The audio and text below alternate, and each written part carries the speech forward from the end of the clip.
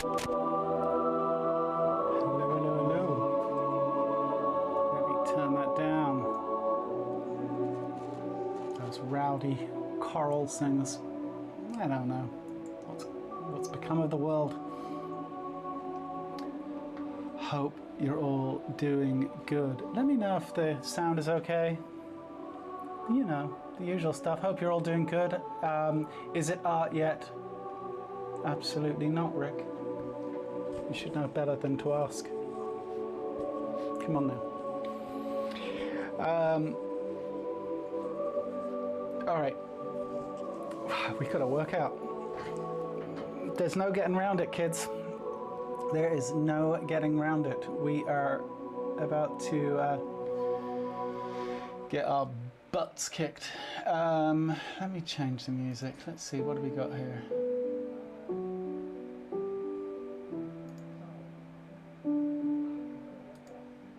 Alright, sorry, hold on. Just give me a second. I just need to find the music that I want to listen to you.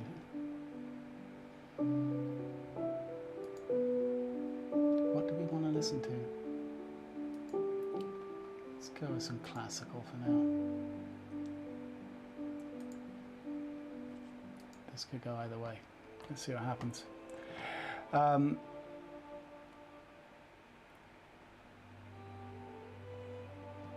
All right.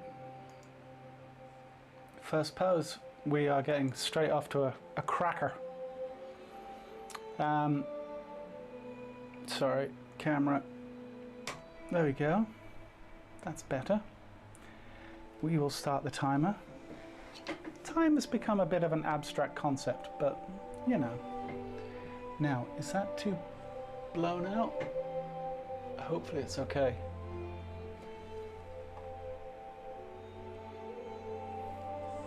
Let's see. All right.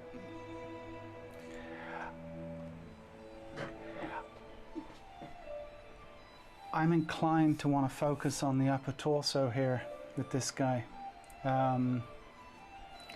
given the complexity of that upper torso. Let's see what happens.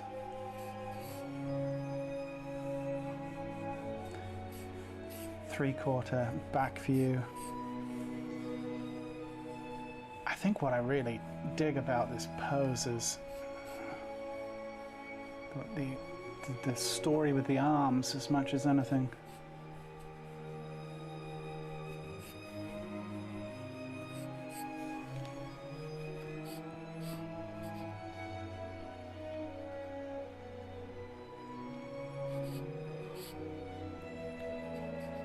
Look at that crest. Sacrum. What I love about the sculptural aspect of this model is, look how, God, it's just amazing how volumes are turning in space, how descriptive those volumes are. If that makes any sense. I'm probably rambling. It's one of those days.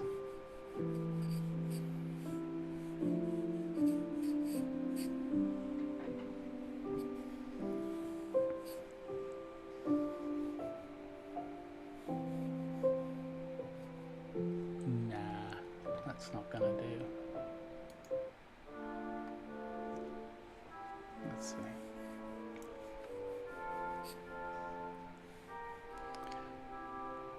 In that crest, you've got very clear kind of sense of those gluteus.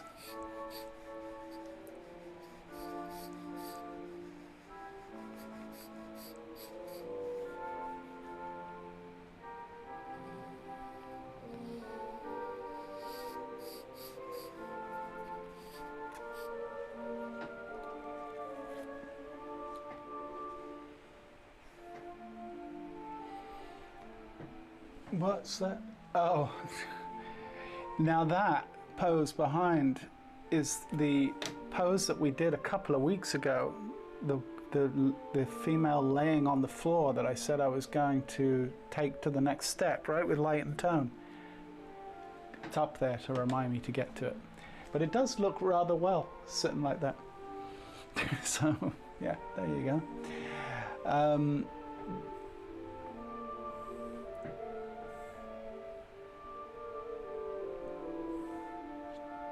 Okay, let's see here. These core shadows really helping describe form, right? Beautiful little pocket of light sitting in here. Something like that.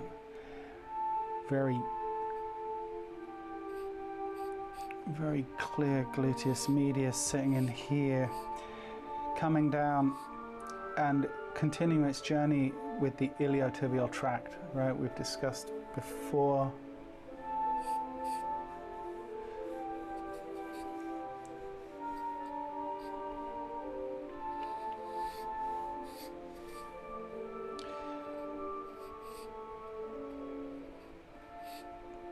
Rectus femoris / tensor fasciae latae.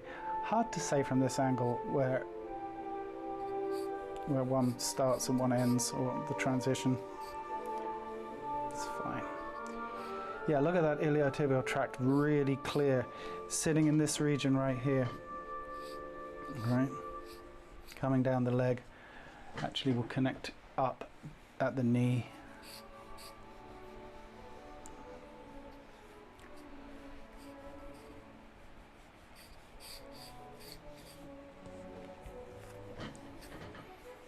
Can't see the rib cage really, but we're going to give a sense of where that volume sits.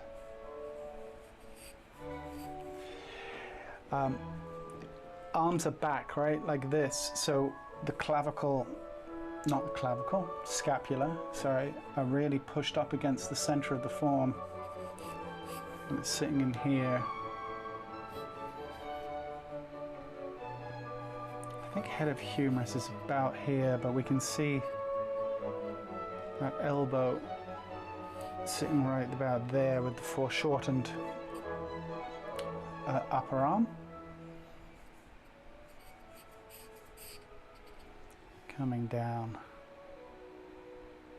Our wrist is sitting about here, right?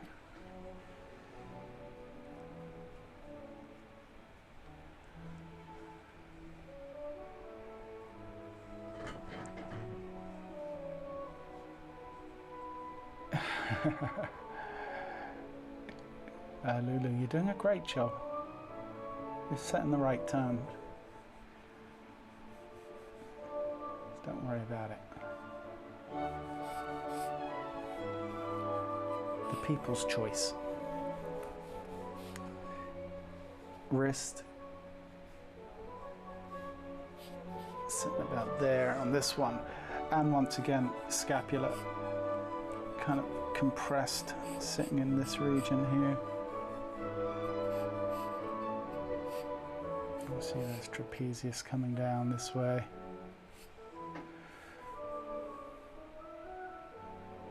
Massive that deltoid sitting in there.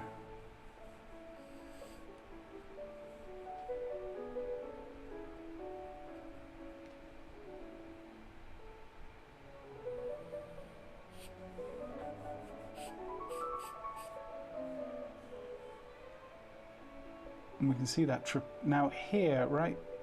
If we just want to make a kind of an analysis of what it is that we're looking at, see right here coming off here, and coming down this way. That's actually the trapezius sitting there. Kind of see it on this side too. Sitting in that region. You can even see where it thins out. Once again, we talked about this many times. C7 and T1, the trapezius, that mass sitting in there and thinning out right in at C7 and T1 where the intersection is here.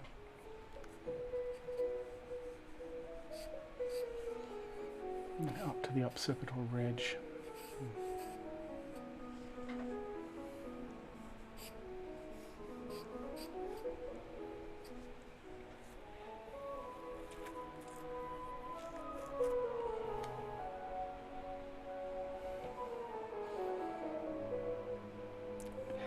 James Blakesley, you are, you know, people probably don't realize this about James.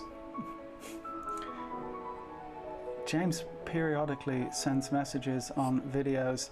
If there's anyone that has gone through the entire back catalogue of live streams and drawn along to them, it might be James.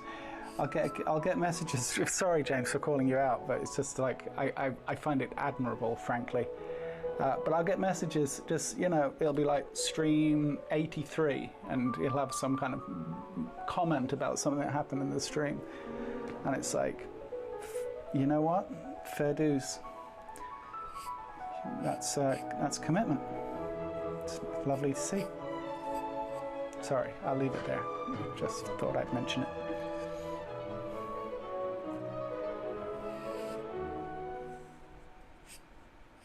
Deltoid. Tricep. It's foreshortened, alright? Sitting in here.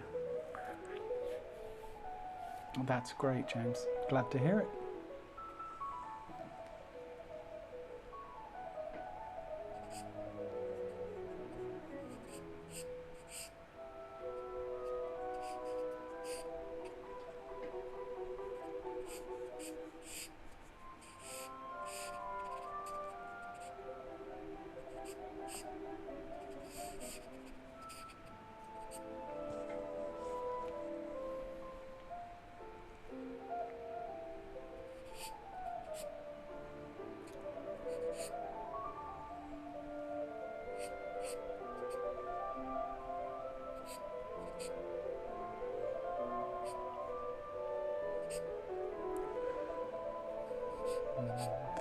Thumb sitting there.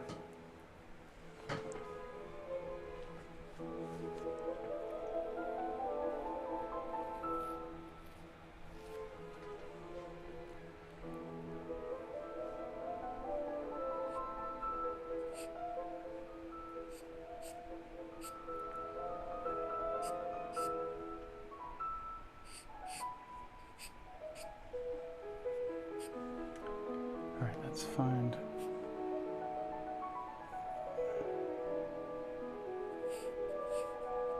tricep.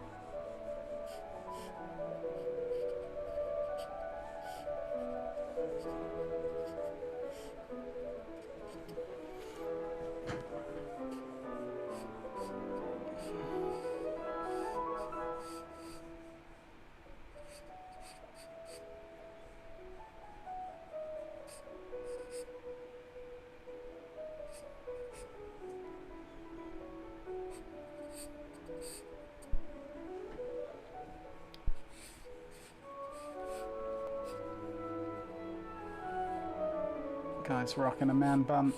He's not messing around.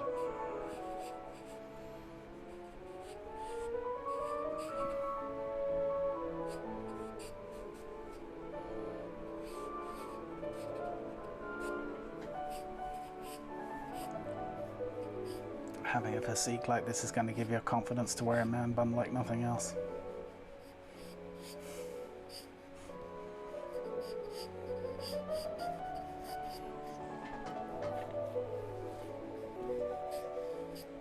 Alright, I'm going to start to bring some clarity, hopefully.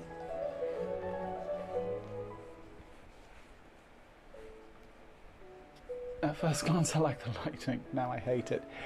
Okay, so Rick, it's another one of those situations where I would strongly recommend that you ignore this secondary light source. because you will drive yourself insane trying to replicate what it is we have in front of us. No, he didn't skip leg day, or arm day, or back day, or shoulder day, or any of the days. This guy shows up on the reg. All right. Let's see.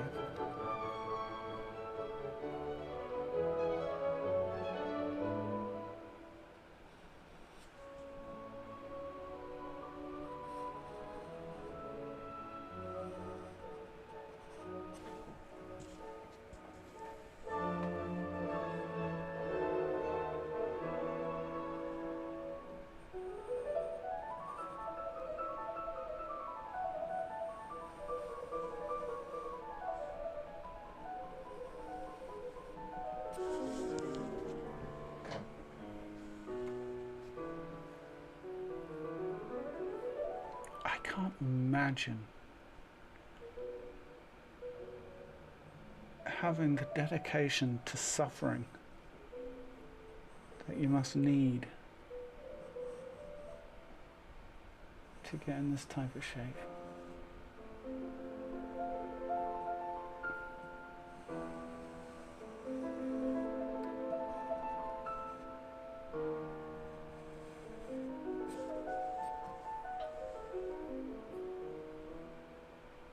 It would just be, it would have to be all-consuming, wouldn't it?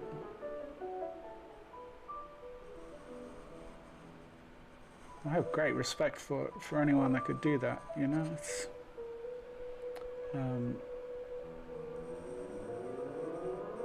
no small feat. Excuse the pun.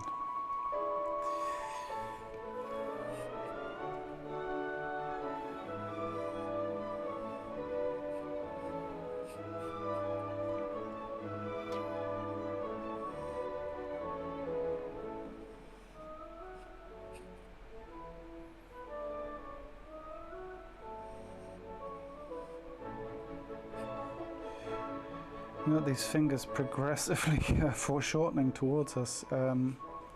Tricky.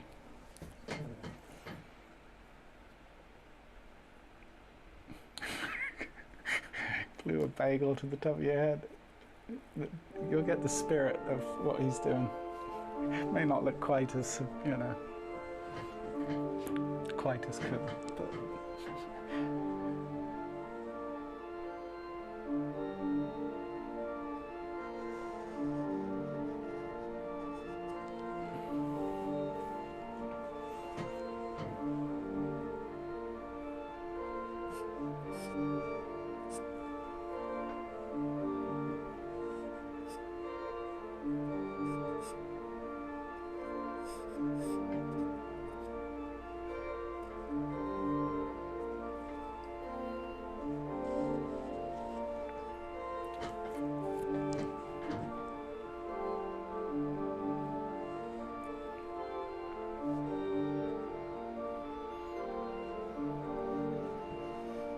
oblique. Make out the rib cage there.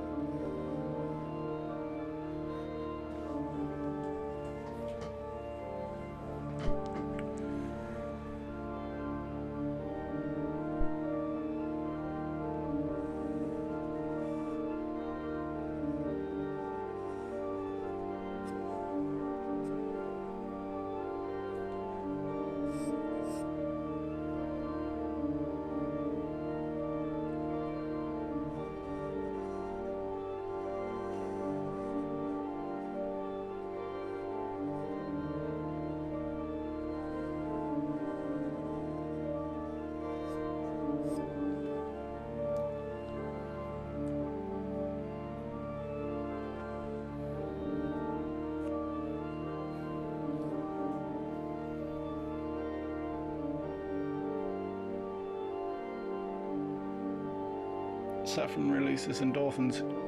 Yeah, look, I get all that, but come on now. I'm with Mikalia on this one. Donuts also release endorphins. Yeah.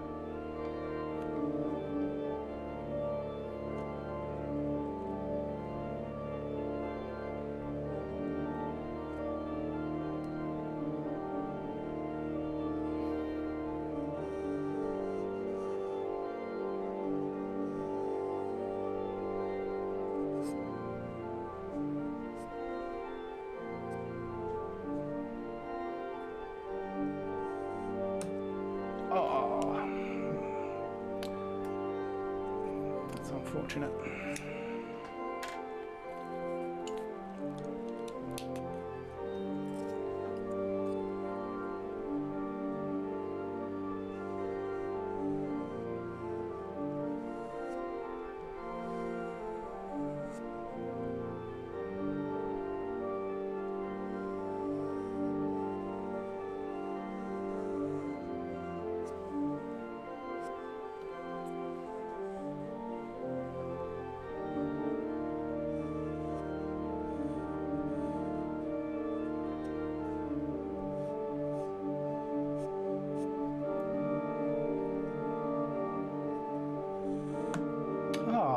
Really? Wow, that was short-lived. Okay. Let's try one of these little ones.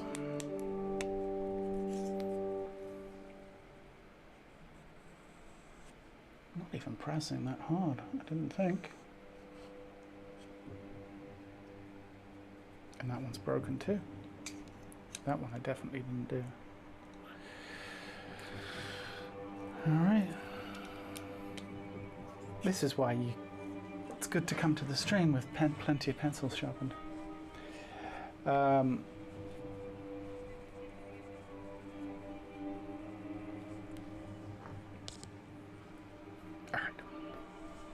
Let's just take a second here.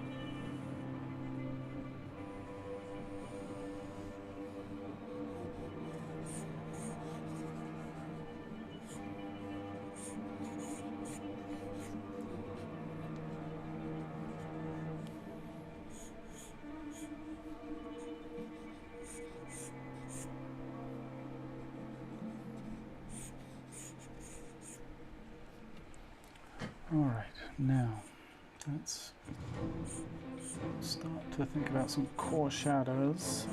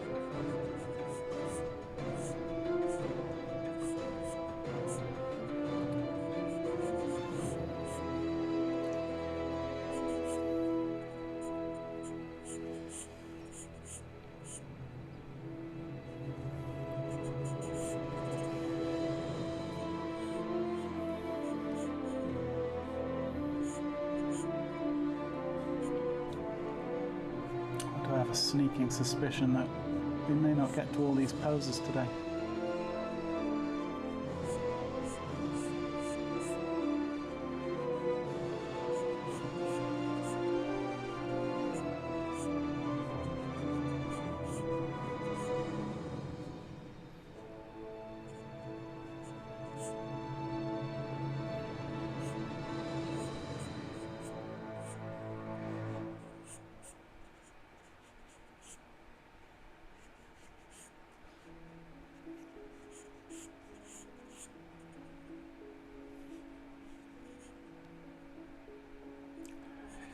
Really is one of those cases where I'm literally finding myself right now squinting to try and simplify the large ideas, because otherwise it's just chaos.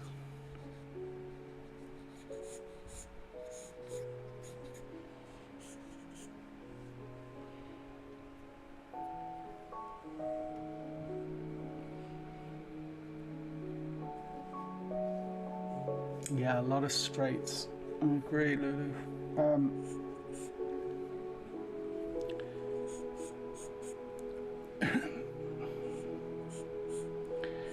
I think so much about shape dynamics for figure drawing comes down to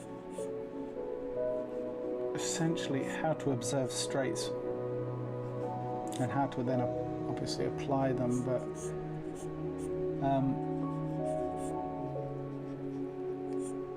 oftentimes straights will get misinterpreted as rounds. Why do I have a long hair on me? That's weird. Yeah.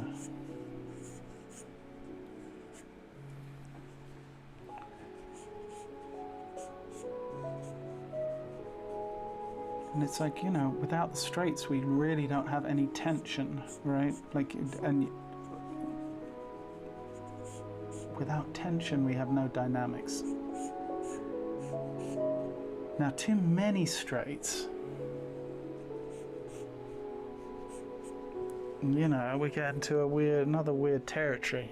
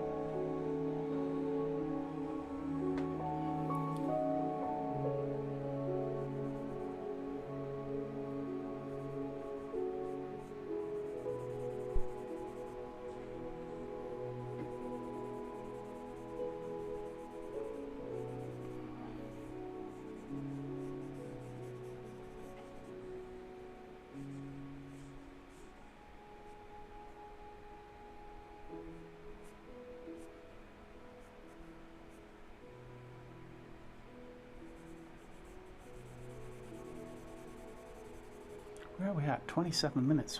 Yikes. Was not expecting that.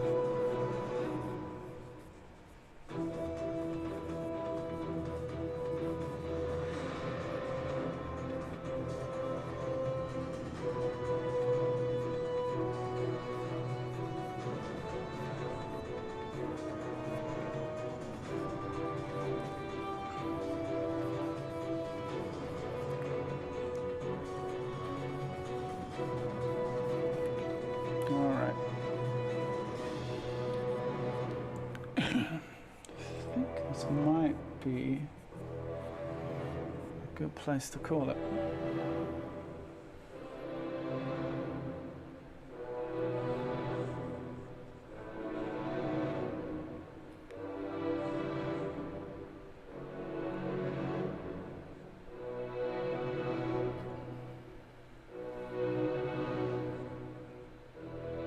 Sorry, I'm reading chat. I'm curious where people are from too, so.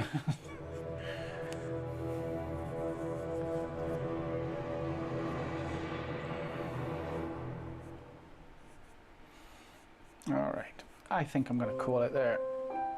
Like, it's not finished, but really? No, we're not doing that. Ah, June Pelosi. All right. See what this is like. Okay.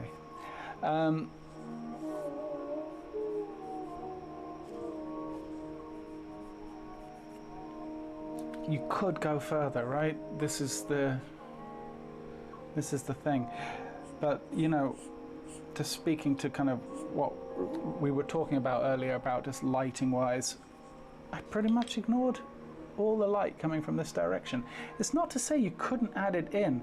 There could be an opportunity, right, to pull out some bounced or reflected light in here. That would be taking it the whole thing to another level. But as far as just like, okay, what's in light, what's in shadow, that whole mantra, I think we're there.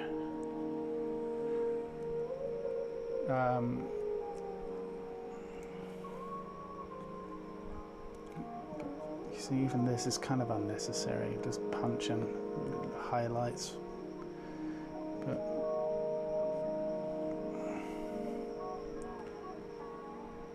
all right, I'm gonna leave it. It feels like this is a good place to stop.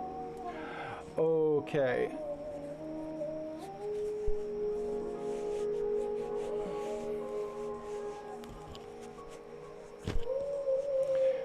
The risk of it being overcooked increases with each passing second. Oh, I have overcooked many a drawing. Yes. 30 minutes. All right.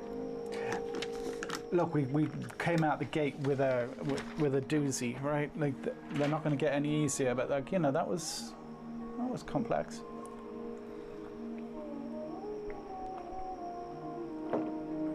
Just for fun, I'm going to try post my sketching as we go on the Discord. Rick, good man. All right, next pose.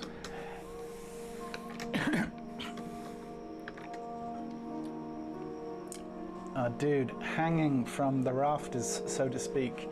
We got some very interesting foreshortening. Now, here's the thing. We've got some tricky foreshortening, but we've also got a lot of symmetry. But it's not, we're not looking quite front on, right? We have, luckily, we're just off center here. So we need to lean into that.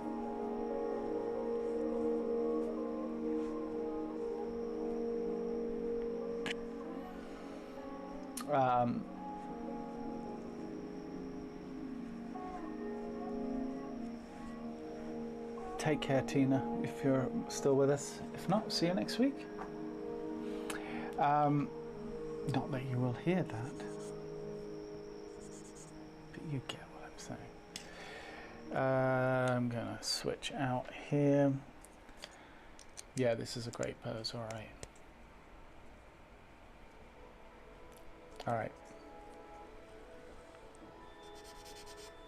Now for me, when I looked at this pose, the thing that really struck me, just might as well share because in the interest of sharing why I even wanted to do this pose, was the weight of the muscle sitting above the knee on both legs. Obviously the left leg is especially so, but for me it was the legs in this pose. And that, as I said, that mass, that weight and volume of muscle kind of just forcibly sitting on top of the knee joint there. Once again, yeah, the guy does not skip leg day. Hey Joyce, how you doing? Hope you're well. you've come back to a doozy of a of a session. This one is a workout. Well, they all are, aren't they? But I feel like this one especially. All right, reset the clock. For me, this drawing is probably going to be more about what's going on diagrammatically than necessarily light and tone. Let's see how it goes. First, we need to get our proportions right. And that's going to be tricky. So I'm going to find my shoulder line, find my waist, roughly where the ASIS is.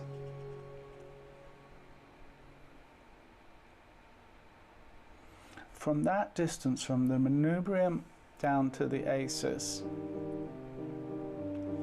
is roughly down to about the knee. Maybe that's a tiny bit further. And then this is almost down to the ankle, is going to be about here. I'm going to be drawing off the bottom of the page. I can always maybe move this up a little bit. And then feet sitting here. I think this will probably push and pull, as you know we tend to do. And once again, we've got about the same distance again from here to here for the length of the arms,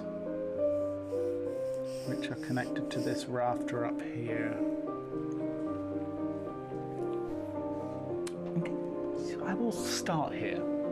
Okay, center line.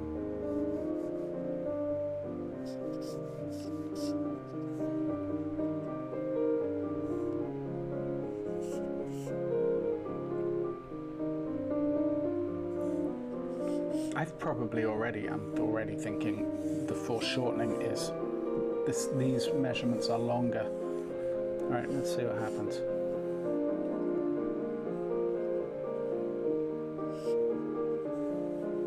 Rib cage.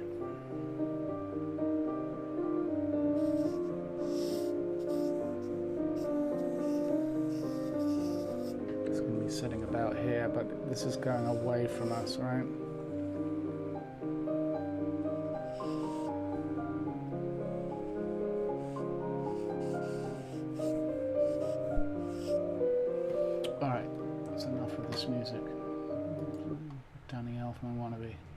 Stop.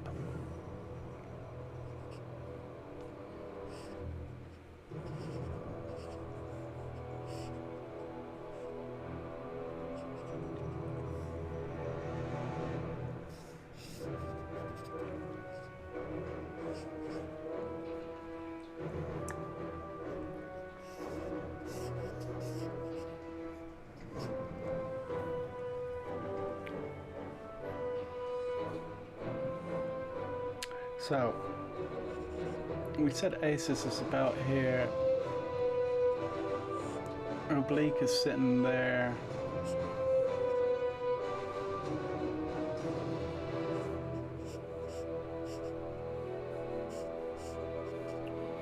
these foreshortened ones really are just, you know, some exercise in an exercise.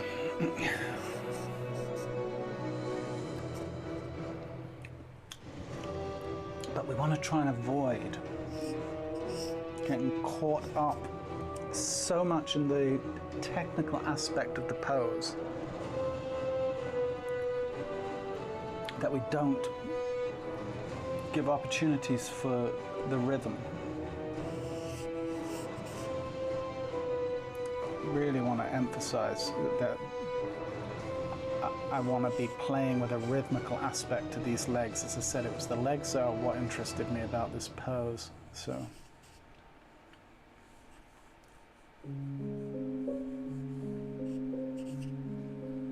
no,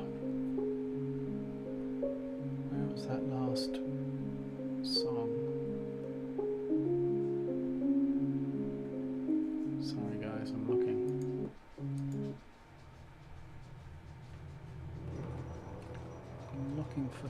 test for this.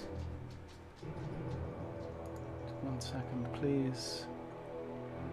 Oh, let's see what this is all about.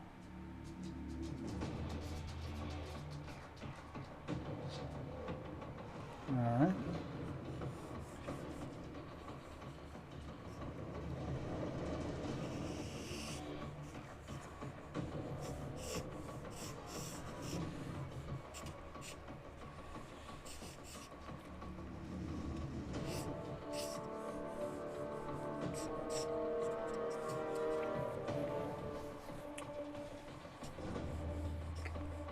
Now, with this leg, see the way this knee is sitting slightly higher, that's interesting. Tibia coming down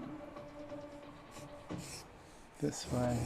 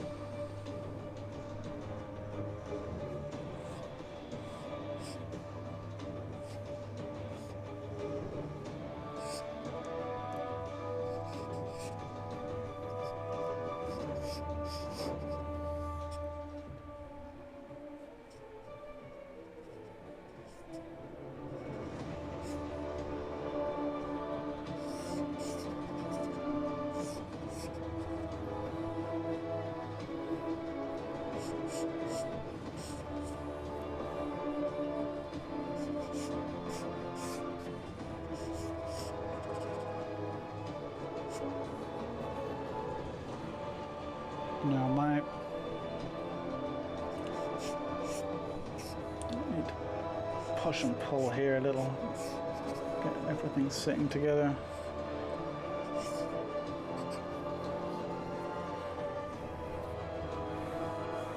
It'll come together, it'll be fine.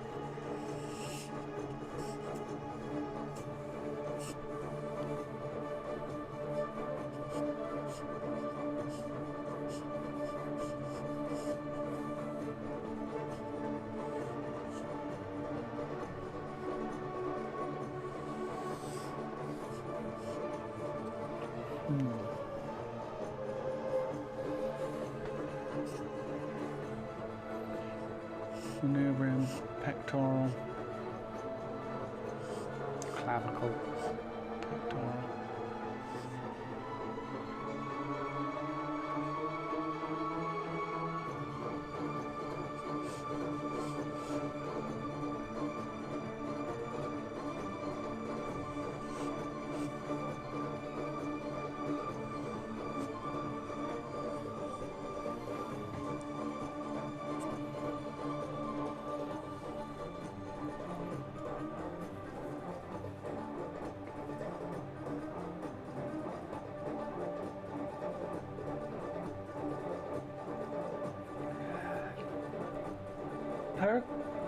Pertiguous. Am I saying that right? Pertiguous? Welcome to the stream, or welcome to the chat. How do you overcome disappointment from your drawing? Like if something doesn't go right?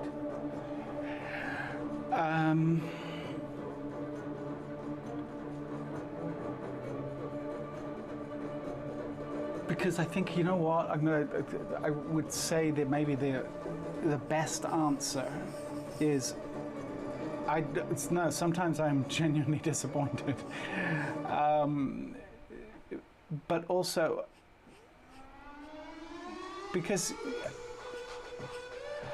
I don't mind so much if something doesn't go right with a drawing. Jeez.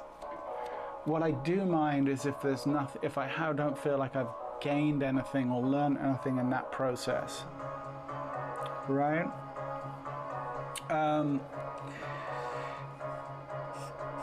Bad drawings are going to happen. I think the sooner that you, yeah, because this went south quickly.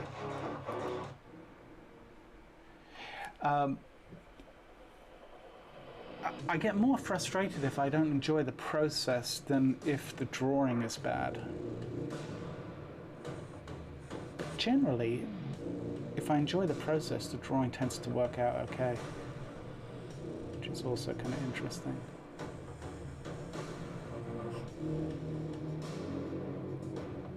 I also just think, you know what? There's going to be more drawings.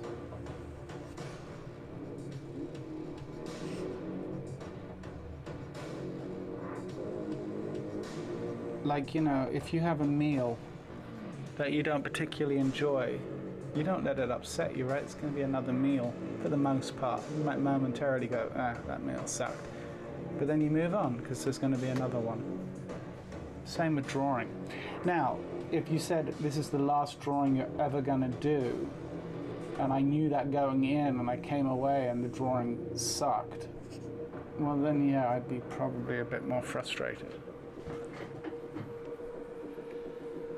I know this looks like a child drew it right there. We'll come back to it, and we're still very much in the, you know, pushing and pulling stage.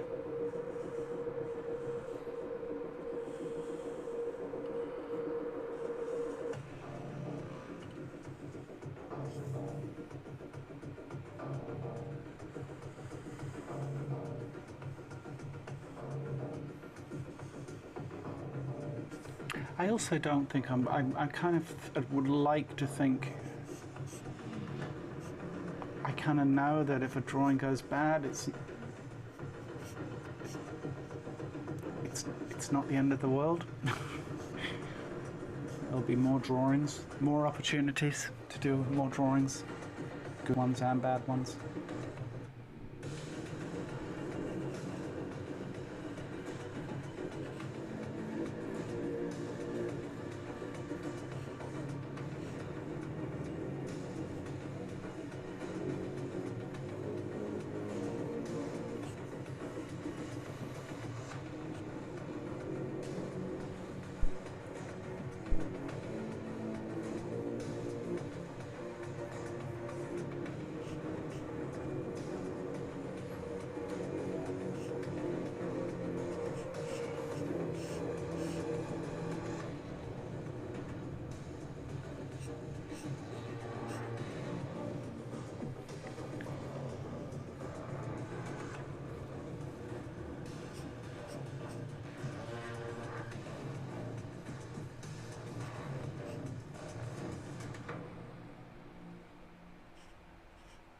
God, yeah, this guy's very manly beard in the shot.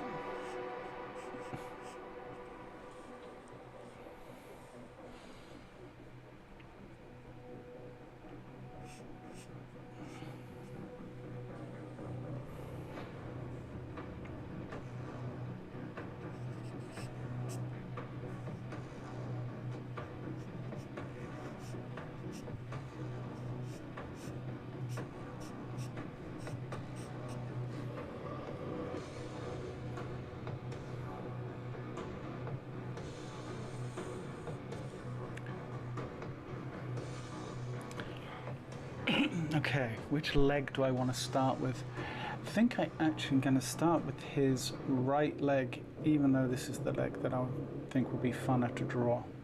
I'm going to start with this one.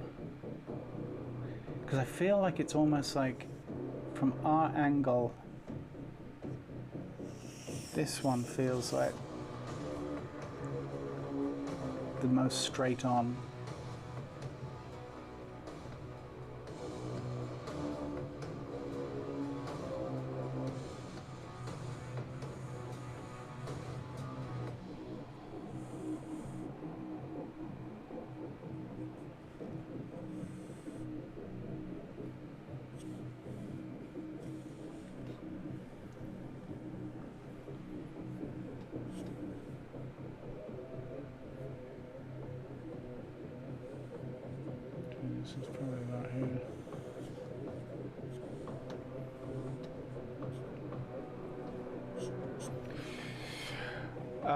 Richard, can you remind me what the structure is that goes from the knee to the hips?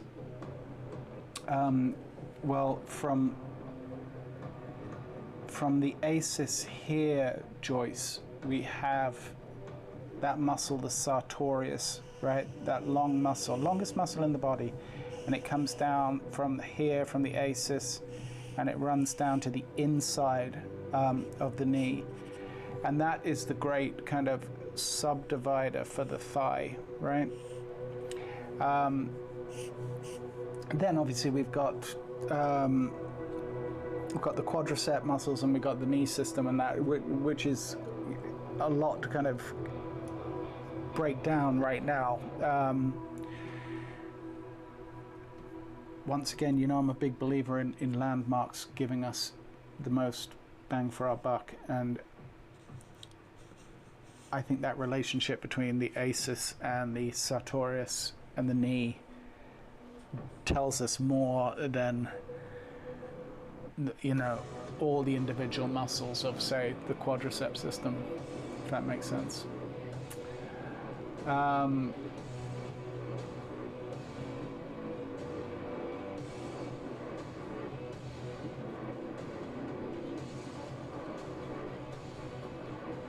Sorry, there's a lot of chat happening. I'm not going to be able to keep up with it all. Hopefully it's working for you guys.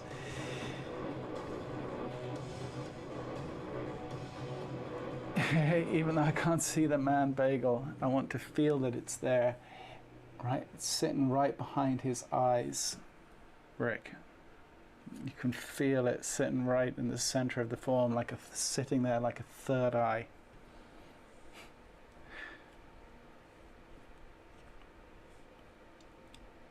Never lose sight of the man bagel.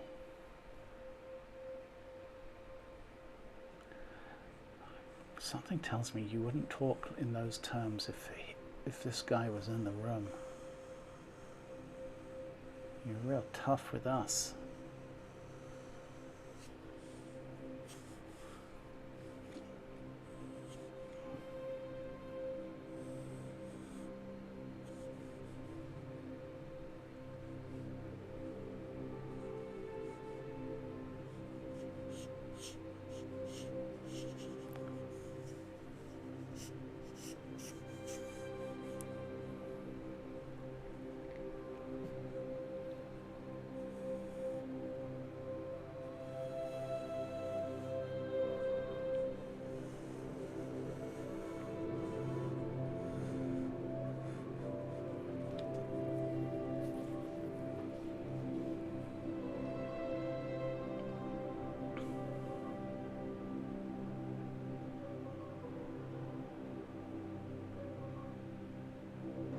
You guys are talking about comparison is the killer of passion.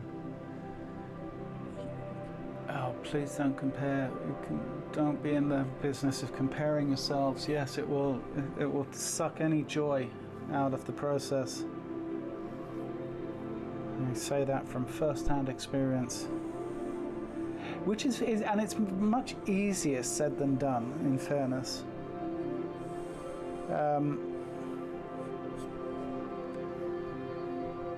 We're all guilty of it, but I don't know the context of what you guys are talking about.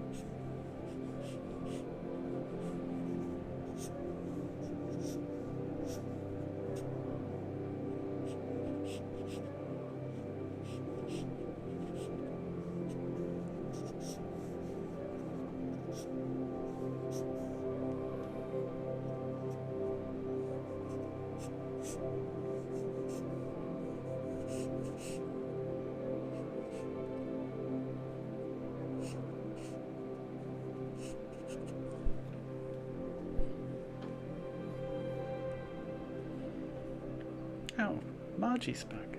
Hey, how you doing?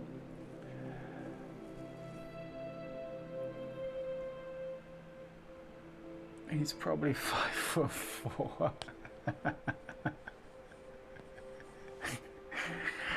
Oh, Rick. Brilliant. Yeah, that's what we're going to tell ourselves, right? 100% agree. 5'4". Got just nothing going for him. That's really cruel. That's hilarious.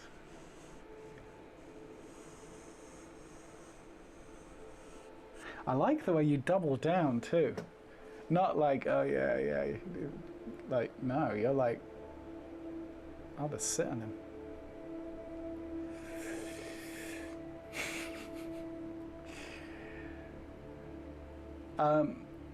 Mila asks, did I have the opportunity to check Anatomy for Sculptors book? Personally, it's tremendously tremendous to see everything in 3D, how it relates. Anatomy for Sculptors.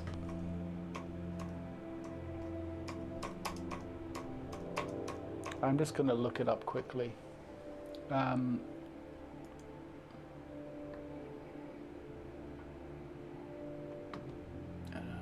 anatomy.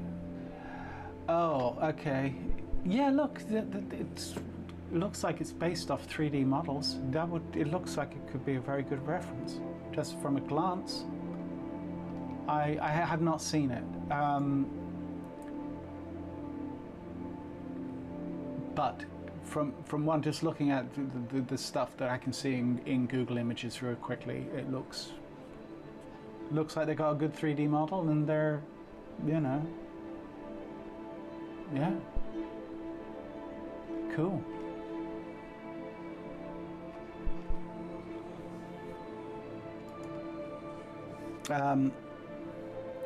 I kind of, you know, I have, you know, I work with that app mainly when I'm looking for anatomy, and I find it's enough for me at this point.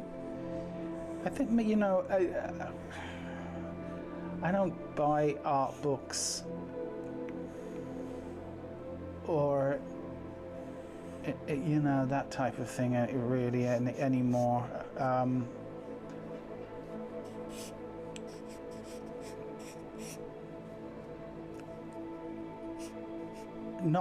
That's not to say that obviously there's not great value in them. Maybe I probably should, but you know, I feel like I know as much as this probably sounds super arrogant, but I feel like I know as much anatomy as I want to know.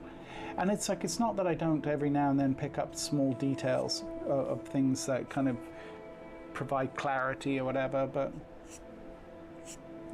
you know, I feel like I've put in my time.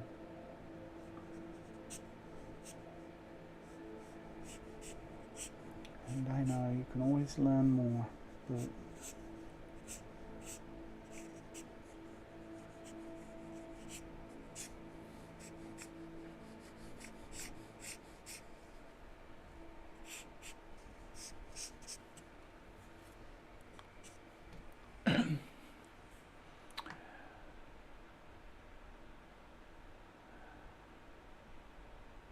today is one of these I suck days, cannot do one drawing decently. Look, Emila, you don't be too hard on yourself. These are incredibly difficult poses. They are almost designed for us to fail, if that makes sense.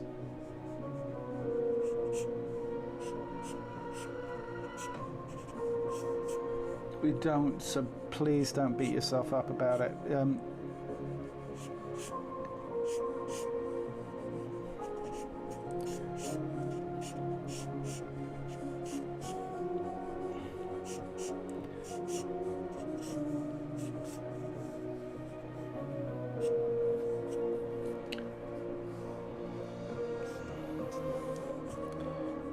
I'm not too thrilled myself, truth be told.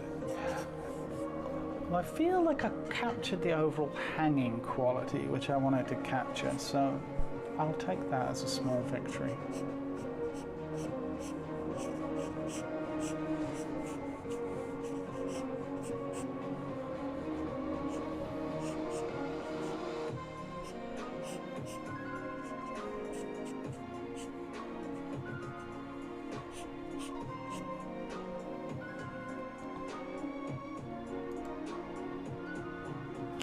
It's a cool song.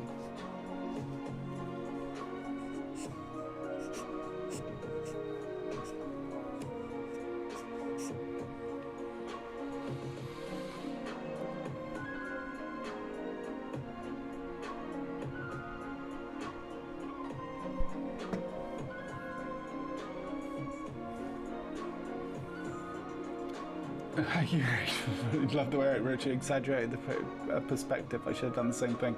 Not by design, Rick. I can't take credit for that.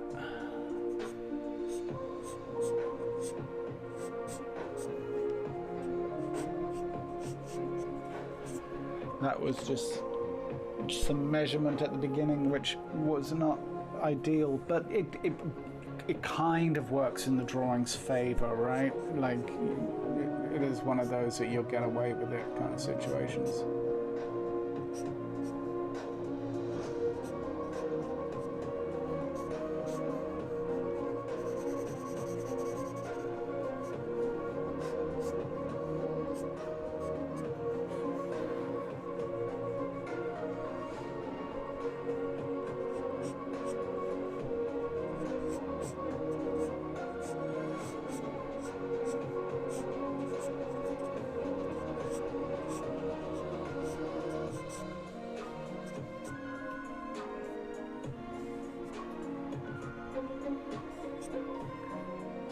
Where are we at? 28 minutes again.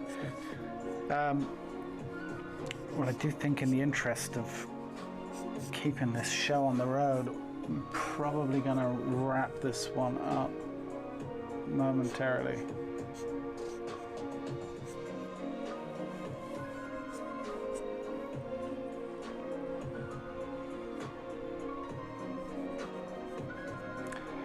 And I'm going to very quickly excuse myself so I can go give Penny a little treat,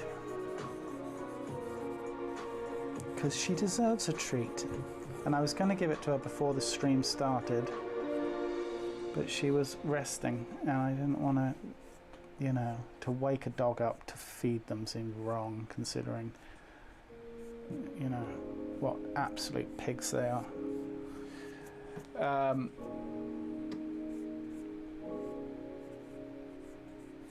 Yeah, I'm gonna call it. Like, you know, I think we got the idea across.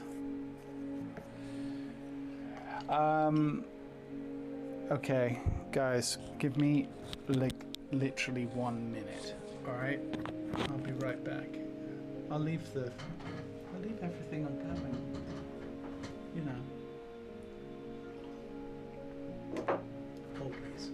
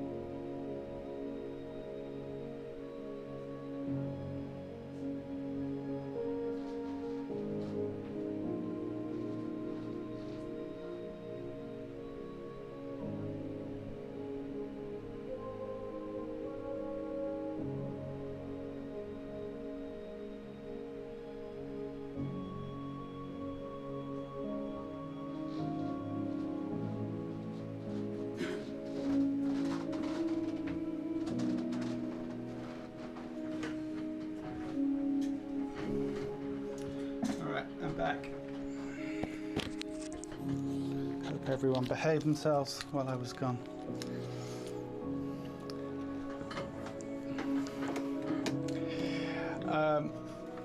All right, she is good as gold, that one. Although she started to get into her terrible teens.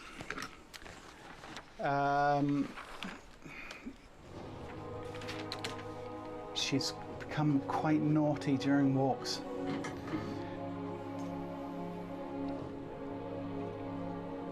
It was give a dog a bone break, but you know.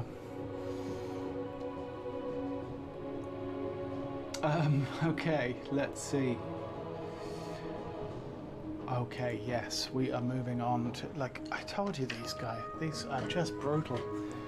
In a good way. We are moving to our trusty landscape mode.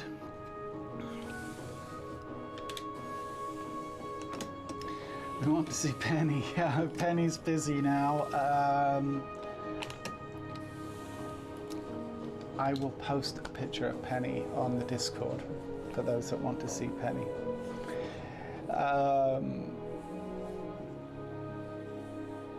Why won't you let me see Penny? It's up to Penny. It's not up to me. Thank you, Lulu. You ban away. All right. Let me make that straight. For those of us with OCD. There you go. All right. Will I change the pencil? Yeah.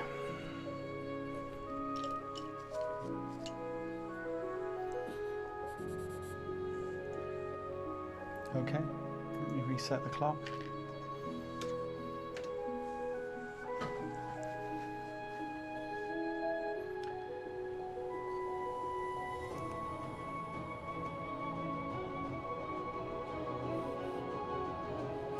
This is another one of those where I just want to make sure to get everything on the page, so it's always good to just take a second.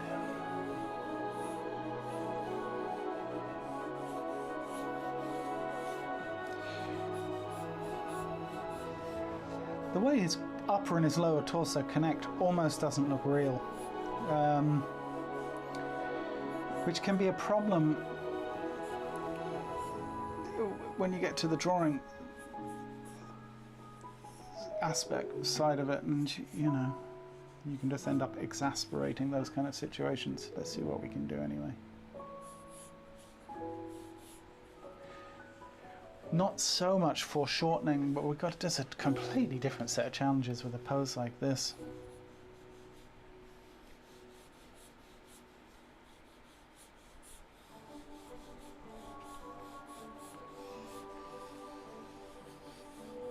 So upper torso is kind of going away from us.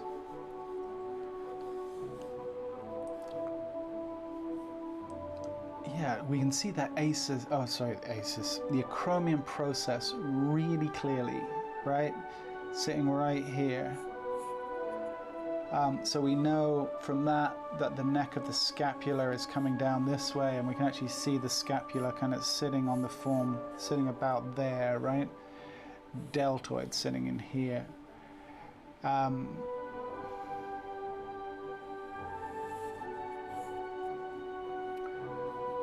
Look at that bicep, almost doesn't look real. Sitting in there, and then coming up to the forearm, sitting there.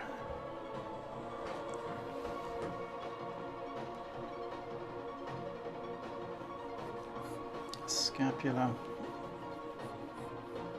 Acromion process on this side.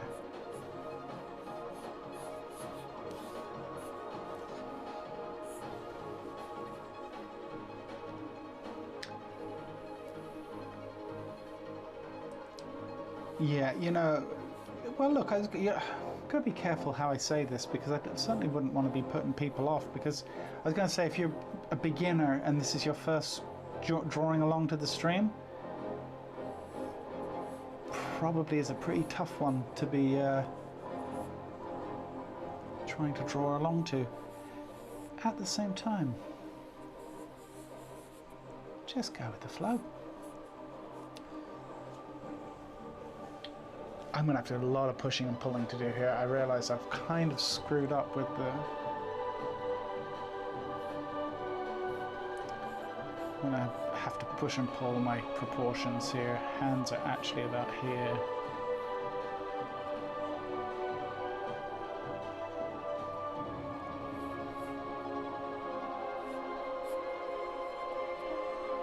It's all good. We'll get there.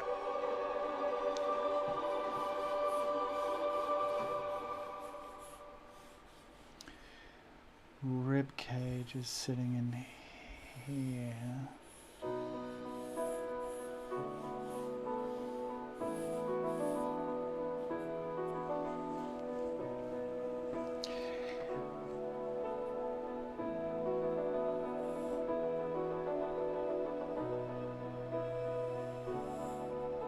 Deltoid is sitting there. The reason I'm fussing over this is because if you come down, feet are here.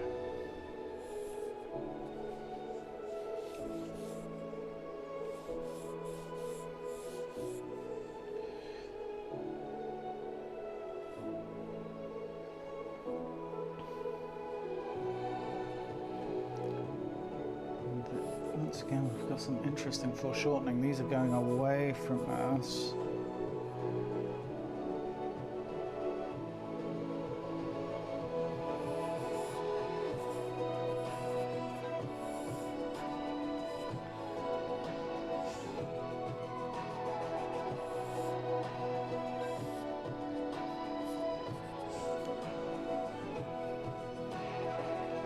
Yeah, this pose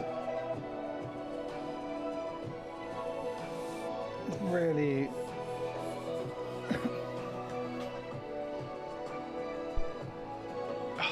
really a lot to think about here, and I've really messed up already. We'll make it work. Let's see what happens.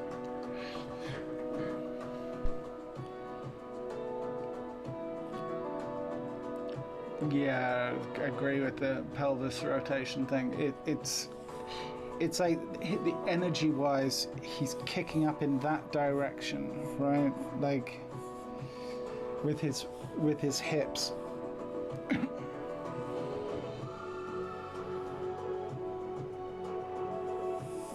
Buttocks are sitting in here. Yeah, a lot about this image just really kind of doesn't make sense.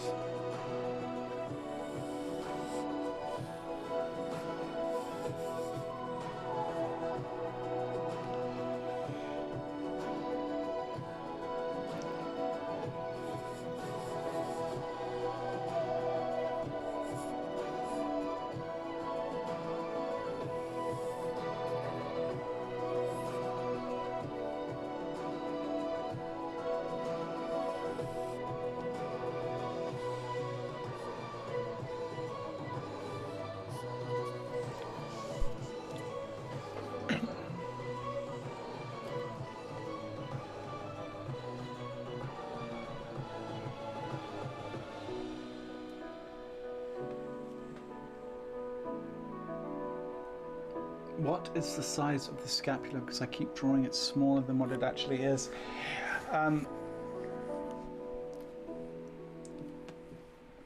If you're looking at it entirely front on, it's going to... The thing with the scapula is, let's say you're looking at it from the back, right? Imagine you're looking at me from the back, and as I pull my arms forward, the scapula starts to rotate around the side of the rib cage, right? So the volume of the scapula, it kind of goes from, let's say, you can go from like being very triangular, like that. As it rotates around, it could end up being this size, right? As it rotates around the front, like in here. So to say what size is the scapula is relative, right? I think that you're better off looking at an anatomy book, drawing the scapula in relationship to the rib cage, and repeat that a few times, right? Just do that as reps to build up a kind of intuitive sense of how big the scapula is, and then start to make an analysis of the scapula as it starts rotating around as you know, as the arm moves and the scapula moves and the perspective changes on it. It's something that I can't just give you a formula, right? You need to make an analysis there, and you're going to have shift your thoughts on what that is depending on where it is sitting in space in relationship to the rib cage, if that makes sense.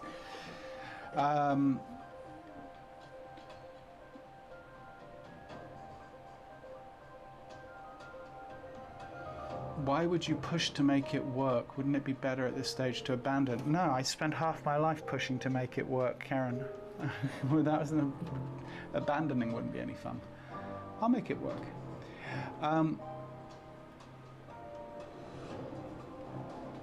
Thank you very much, Whitney's Studios, for the lovely comment. Appreciate it. Here's the thing about, you bring up a decent point, Karen. Sometimes I would take the abandon route.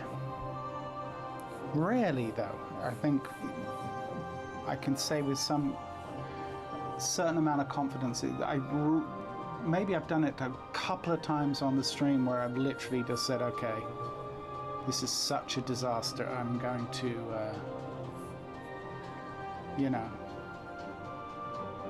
abandon. But there's still, even though I could be, look, it's not perfect. I would rather I'd done some things a little differently by this stage in the drawing, but at the same time, I think there's a lot to be said, and I do think a part of developing a skill set is developing the ability to course correct. Doesn't always work, don't get me wrong. I'm not saying it's a flawless system or anything. But you make things work. And if not, it's not the end of the world.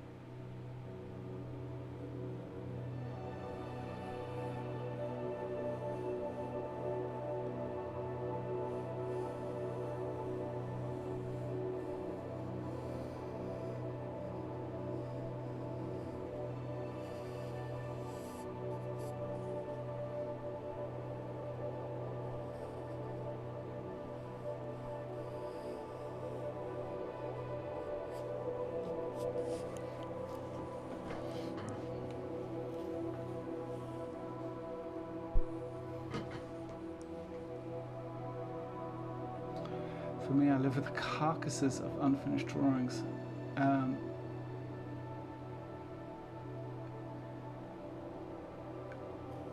You bring up a very important point, Karen, which is, I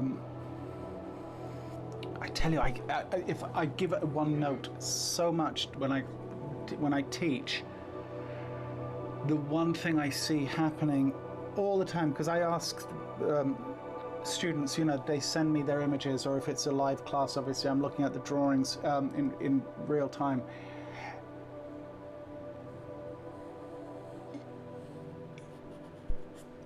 The amount of people that abandon drawings when they get to something that's difficult. Like, you know, they've drawn a beautiful arm or whatever, and then they get to the hands, and then it artistically fades off. It's so easy to abandon drawings when we get into areas that we're less comfortable.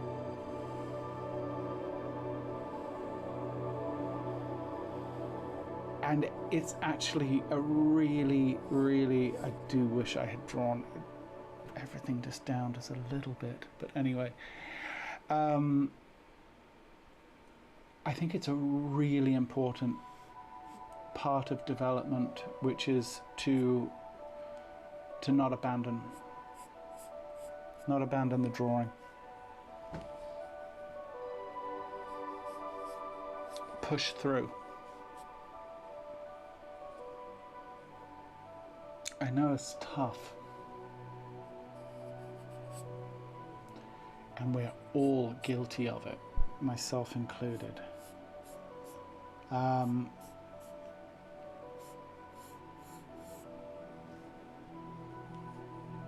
But that's where the growth happens. That abandoned drawing is like, you know, that last thing that you were going to do at the gym, but you decided not to.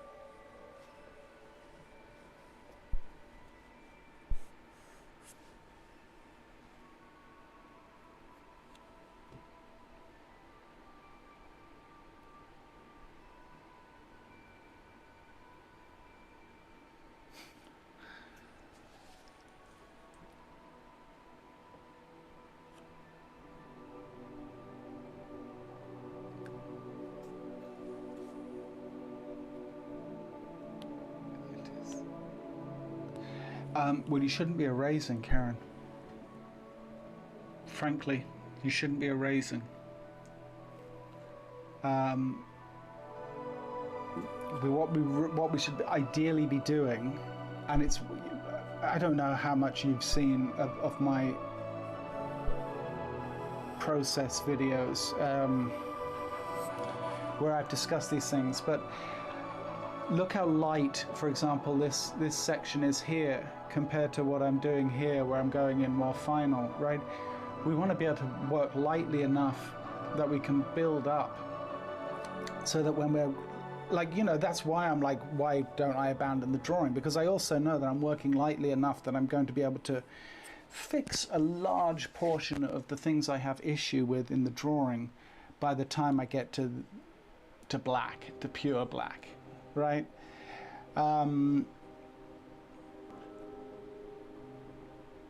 So yeah.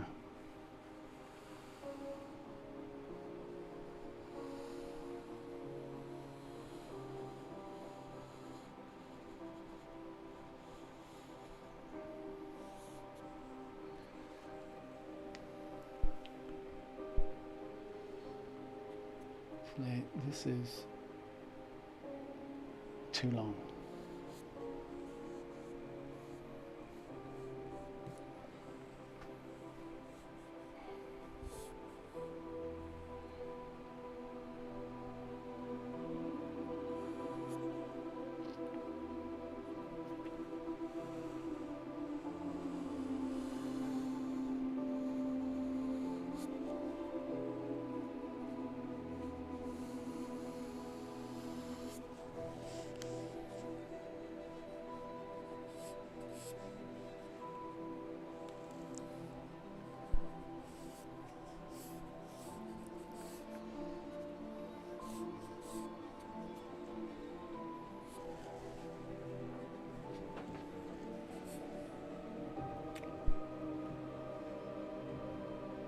what you do with the areas that are wrong. They tend to take care of themselves, really.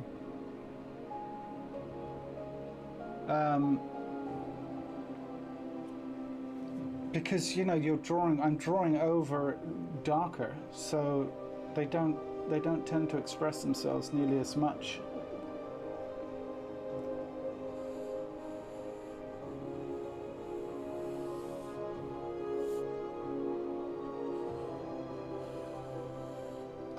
Get out of the habit, if you can, of using an eraser, really. I think it's it can really slow down development, and I genuinely believe that. I'm not being funny.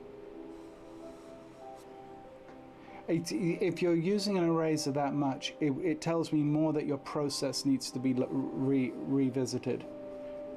Then it's not that you're making too many mistakes. It's your process. It's your technique that is not allowing for the process to happen in such a way that those mistakes can become a fluid part of the process. It's hard to explain, and I'm not explaining it very well right now.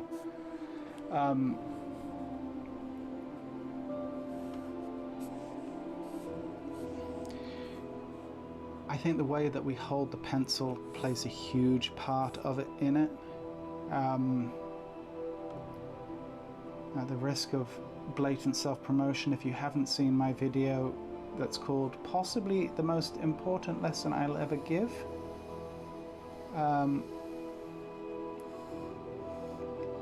check it out. I think that it answers a lot to what we're speaking about here, to be honest.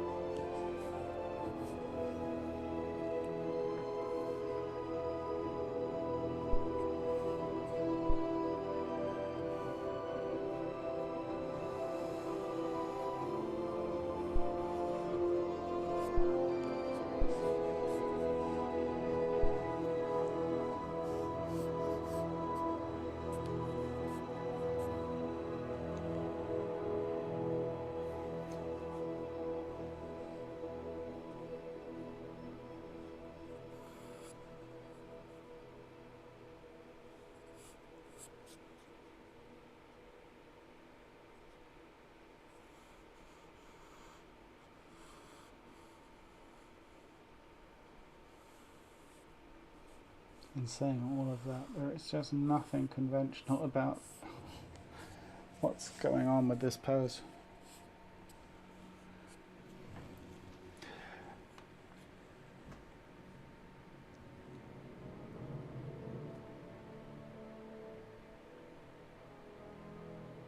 I do use the same pencil the whole time. I just lighter. I hold it. I press less hard at the beginning. I'm using a 6B for the whole drawing.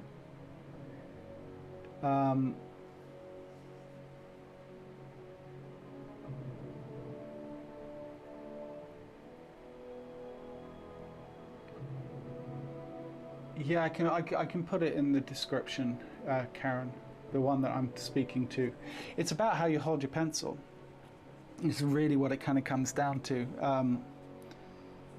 And you'll notice the way I'm holding my pencil, I'm holding it like this. I'm not holding it like this, right? How we would when we're writing. I'm holding it like this. I'm drawing from the elbow and the shoulder, not drawing from the wrist. That is you're welcome. Most important thing that you could learn. Game changer. Really, I'm not being facetious at all. I was drawing for a living, professionally, working in animation for 15 years before I had this concept explained to me, and while I couldn't use it as a process in my day job, it completely revolutionized my drawing and the way I think about drawing, and even the way my mind works, honestly. cannot recommend it enough. And it's absolutely just about the most important thing I could teach you. Literally, it's just how to hold your pencil.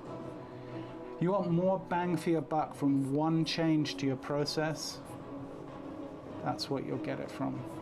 The problem is that people don't stick with it. People do it once and they go, oh, it feels weird. I don't like it. It's not what I'm used to. I don't want to do it. And they give up. They try it once, they try it maybe twice, and they go, nah. Okay, there's no helping that situation. You've got to stick with it. You've got to get past the discomfort of holding it that way. The other thing is, frankly, once again, there's a learning stage to it, a discomfort zone, let's say. But working with something like a 6B pencil or a 6B charcoal, it also gives you the range to be able to work through a series of ideas. And yes, your drawing's going to be filthy to start with. Look, my drawing's filthy right now. But the pros that come from it,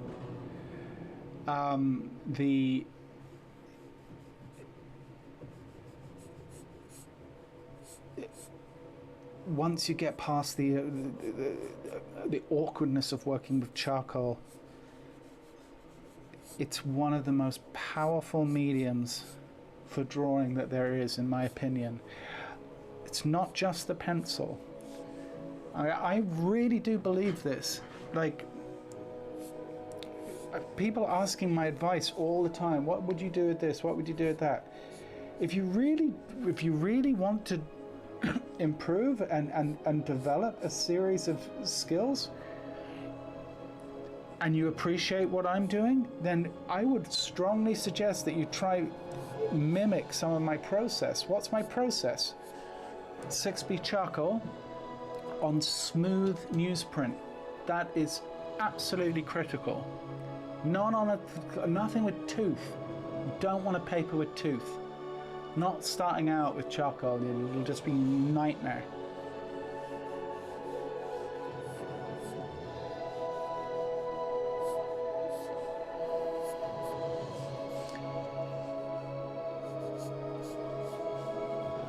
So anyway, I would start there.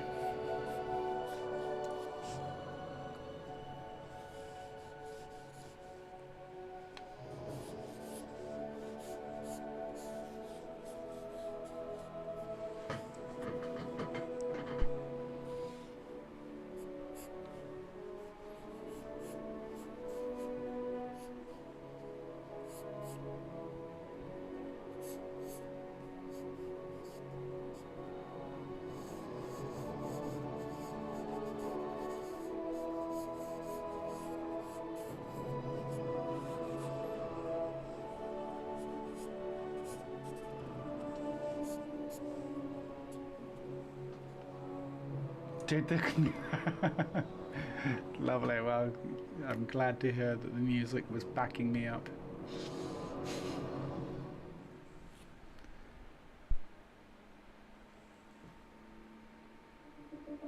Yes, I would agree, Whitney. Touch and feel comes with mileage.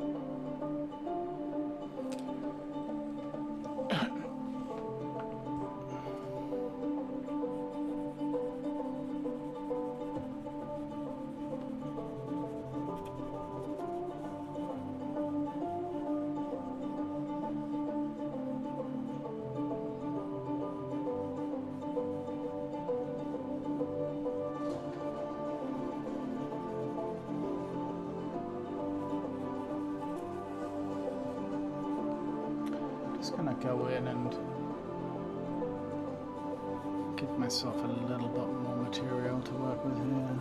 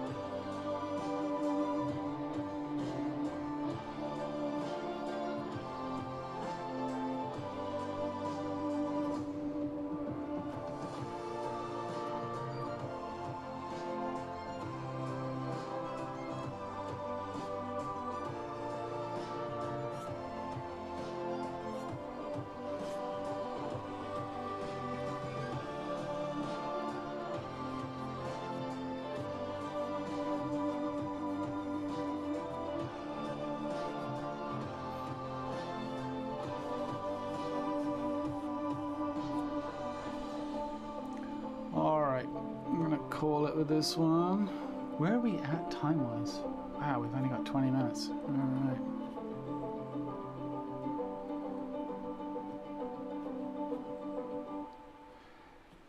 Yeah, this has been a workout, guys. Yeah, not thrilled with that. You know, so it's all right. And yet, the gift that keeps on giving. We've got another cracker ahead of us. Quite foreshortened in a different way. We are now looking down, obviously, on our subject, and we have a different type of foreshortening. Thank you, Lulu. Well, look, it kind of goes into, it's not great, but it kind of goes into that thing of we can course correct as we go, right?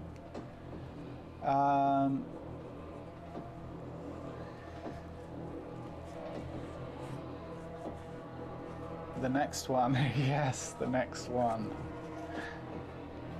All right, let's do this. This is very foreboding music, isn't it? Let's move on. Oof, I think we've gone into the darkness. Let's leave it. Let's embrace the darkness. All right. Let's see how many do we've got one more after this. I have a feeling that this pose will actually be the last pose of the session. I will leave pose number 5 on the website for those of you that would like a little more punishment after we're done. But this will be our last pose. This will bring us to the top of the hour. Let me just take a break here just for a second, please.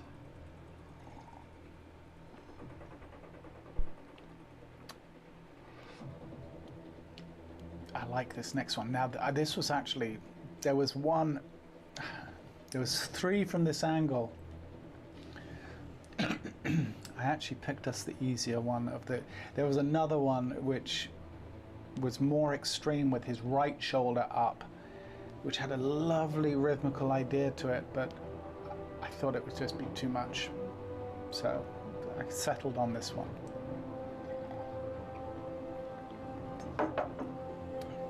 All right.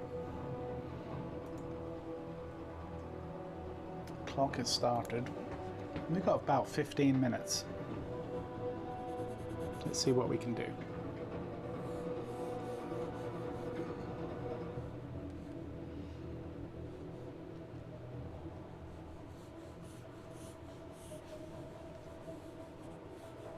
We got this large, like we've got a lot of measurement and foreshortening to deal with, but I do want to kind of get this large rhythmical idea here. Coming like almost like this, coming down to the hips, and then everything's quite straight.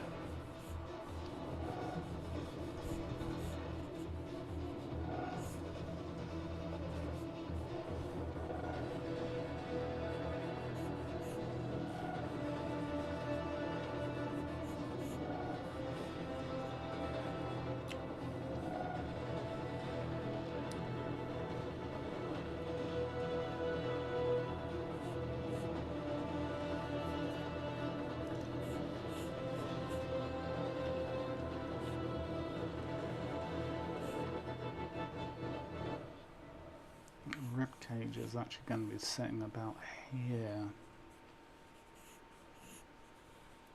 Obviously going away from us.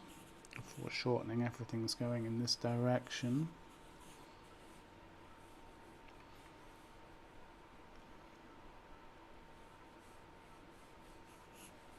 Scapula, we can almost see the ridge of the scapula kind of coming up this way, a chromium process. We got the trapezius kind of sitting in there like that, right?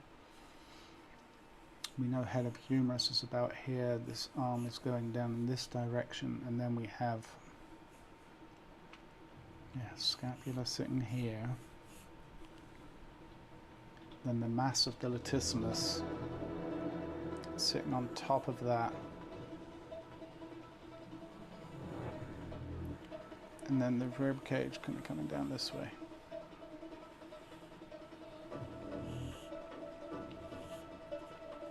Sacral dimples sitting about there. Iliac crest sitting here.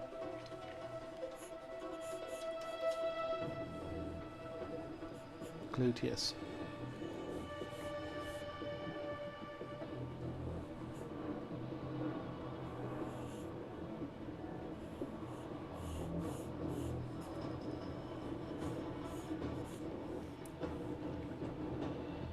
Look at that tricep.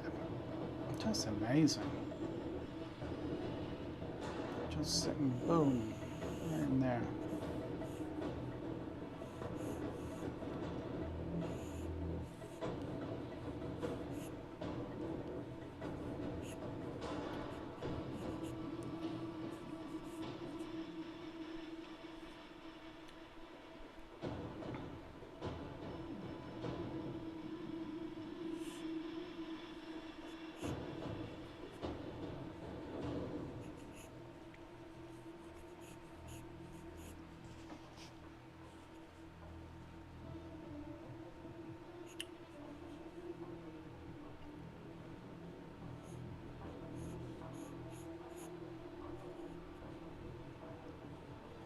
Look at that. God, the person perspective's just amazing.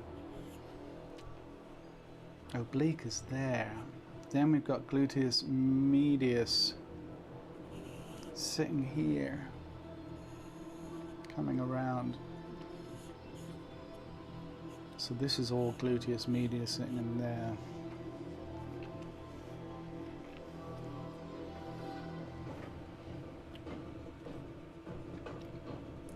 Yeah, every Thursday, Margie, same time, 5 o'clock London time. So you'll have to figure out where that is where you are. If you're East Coast, obviously it's +5. So midday for you guys, right?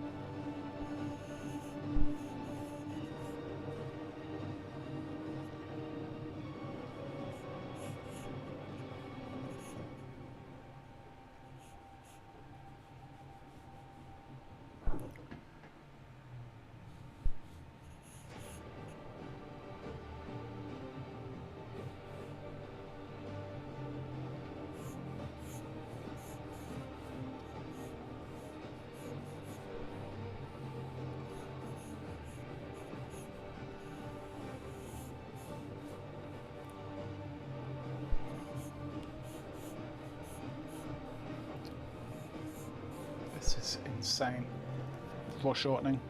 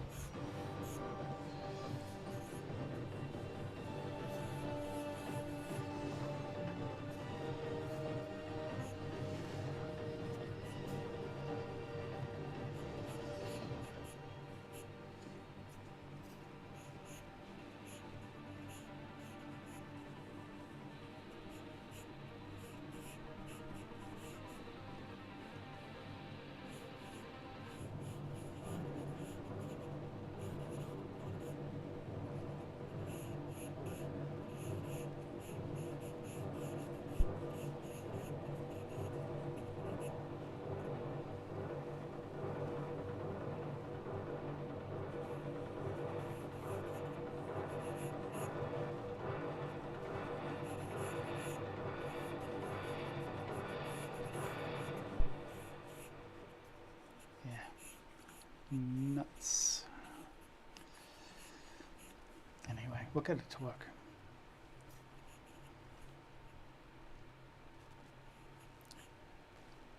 Yeah, this is gonna be just fine.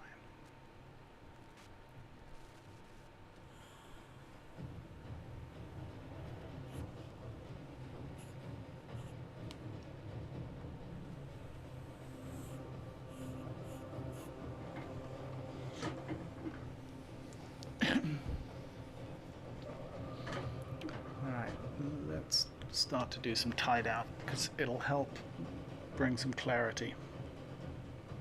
Hopefully. Okay.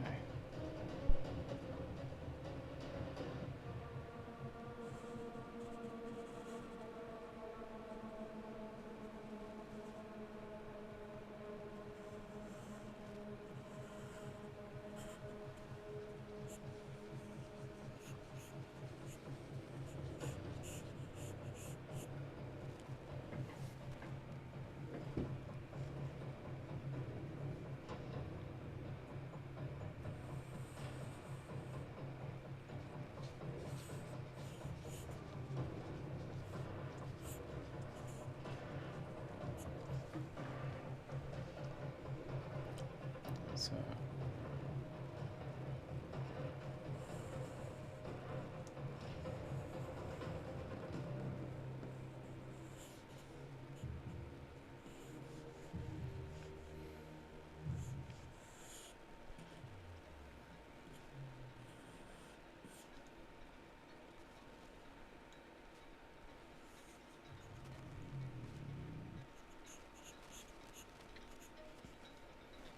sacral dimple.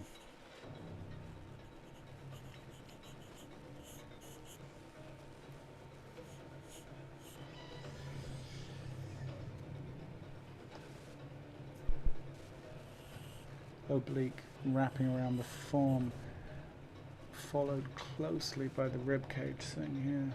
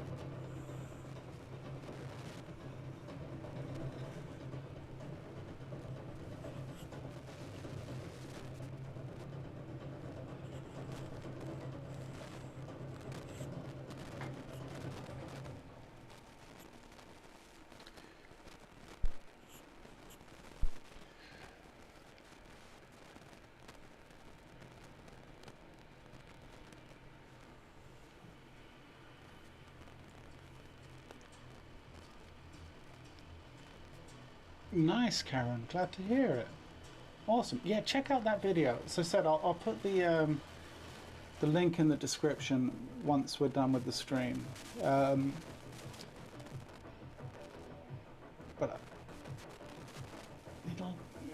it'll pay dividends. Oh.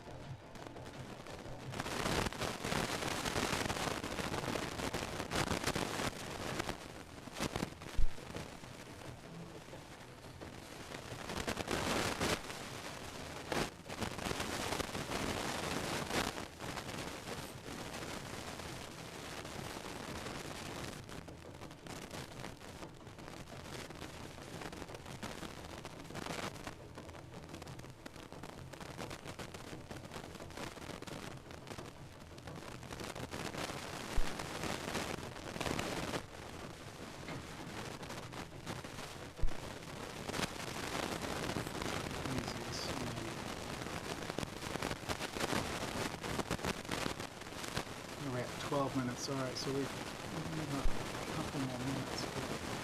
Let's see what we can get done.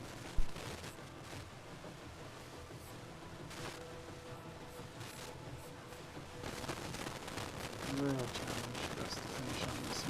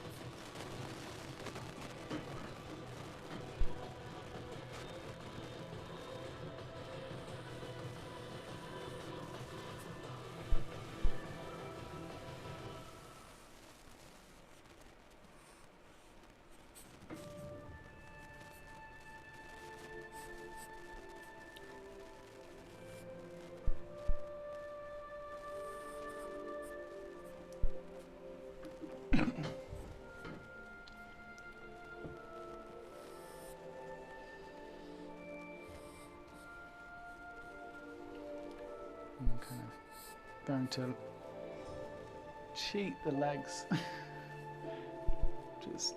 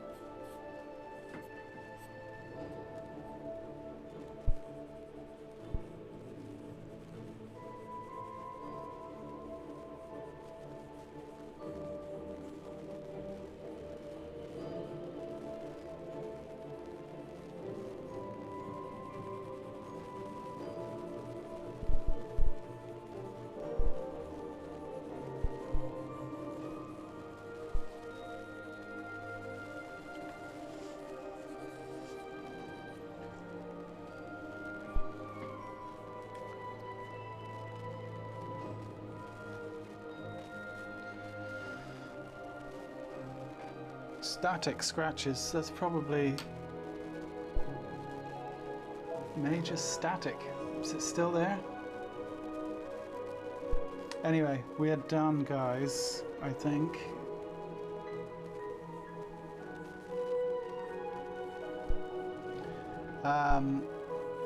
Donna, long time no hear, Donna, or no see in chat. Hope you're well.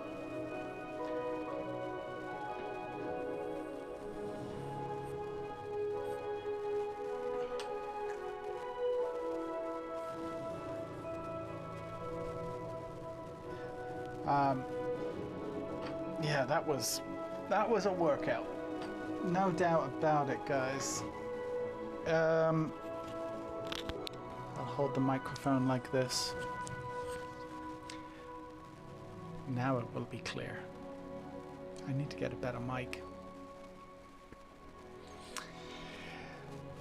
Many things that need to happen and are going to happen in time, one thing at a time. As you may have seen, speaking of one thing at a time, prints are now available on the website. You're welcome. With many more to come. It's just the start. I could fill an hour on telling you about the trials and tribulations of even getting those prints to market. Primarily being the paper, of all things. But I'm finally happy with them, and they finally are something I can stand behind as something that I'm genuinely proud of, and I think that they are, I think they're quality prints. I'm really very pleased with them, but it was a hell of a journey getting there. Anyway, those are available now on my website, and on Etsy, but my website's a better place to buy things, if you're going to buy something. Anyway, yes, so as I said, more will be coming in the coming days and weeks, but they're up. It's a start. So guys, we are going to do this all again next week. Thanks for joining me. I know it was a tough one, but it was a good workout. I hope you appreciated it for what it was. We weren't necessarily looking for pretty drawings at the end of it. We wanted to come away feeling like we trained, right? So if we did that, then our job here is done. Guys, have a fantastic weekend right around the corner. I'm going to be celebrating my 30th wedding anniversary, of all things, which I can't believe, which is amazing. So I will be doing that. So wherever you are, whatever you might be doing, have a fantastic weekend. I will see you all next week, and in the meantime, take care of yourselves. All right, see you then. Bye now.